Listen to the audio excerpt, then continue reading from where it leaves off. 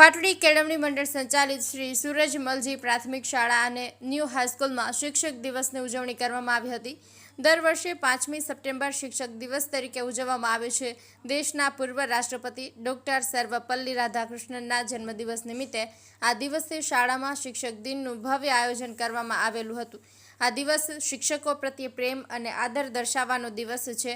શાળામાં યોજાયેલા કાર્યક્રમ અંતર્ગત શાળાના ધોરણ 6 થી 8ના 30 વિદ્યાર્થીઓ શિક્ષકો બન્યા હતા, તેમજ વિદ્યાર્થીઓ દ્વારા જ આચાર્યની તેમજ સેવકની પણ ભૂમિકા ભજવવામાં આવી હતી। આજરોજ શાળાનું સમગ્ર સંચાલન શાળાના જ વિદ્યાર્થીએ કર્યું હતું। શિક્ષક દિન નિમિત્તે ભાગ લેનાર દરેક વિદ્યાર્થીઓને પ્રમાણપત્ર આપવામાં આવ્યા હતા। ડોક્ટર સર્વપલ્લી રાધાકૃષ્ણન મહાન દાર્શનિક શિક્ષક હતા। તેમને 1954માં ભારત રત્ન એનાયત કરવામાં આવ્યો હતો।